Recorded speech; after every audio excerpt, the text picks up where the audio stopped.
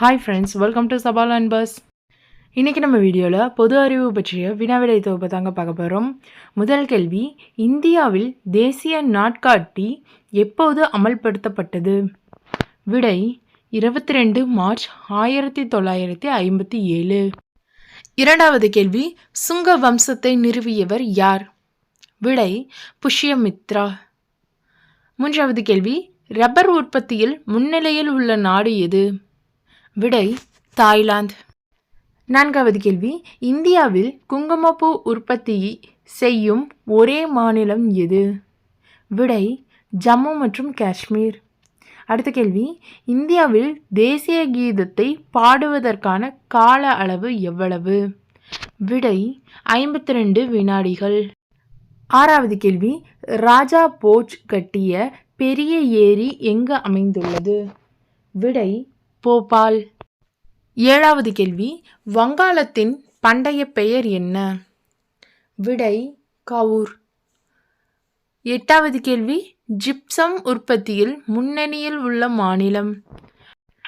விடை ராஜஸ்தான். ஒன்பதாவது கேள்வி, பித்தம் எங்கே சுரக்குதுன்னா கல்லீரலில். அடுத்து, விரைவான ஆற்றலை பெற ஒரு விளையாட்டு வீரருக்கு என்ன கொடுக்குறாங்கன்னா கார்போஹைட்ரேட் கொடுக்குறாங்க. அடுத்த கொஸ்டின், இந்தியா எதை அதிகம் ஏற்றுமதி செய்கிறது? விடை தேயிலை. இந்தியா அதிகமாக ஏற்றுமதி செய்கிறது தேயிலை. டியோகோ கார்ஷியா அப்படிங்கிற தீவு இந்திய பெருங்கடலில் அமைஞ்சிருக்கு.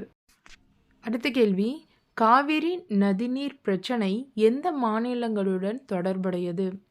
விடை தமிழ்நாடு மற்றும் கர்நாடகா. அடுத்த கேள்வி, எந்த நாட்டின் தேசிய கொடி மிகவும் பழமையானது?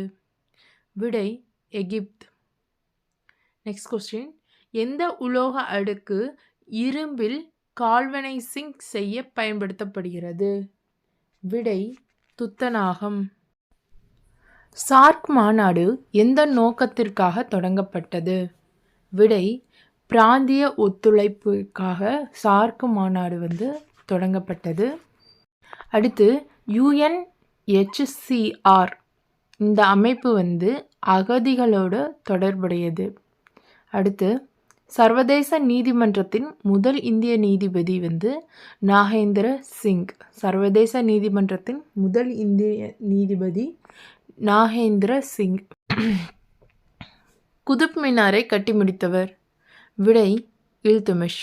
நெக்ஸ்ட் கொஸ்டின், கிபி 1539 ஆண்டு ஹுமாயூன் ஷேர்ஷாவால் சௌசாப்பூரில் தோற்கடிக்கப்பட்டார்.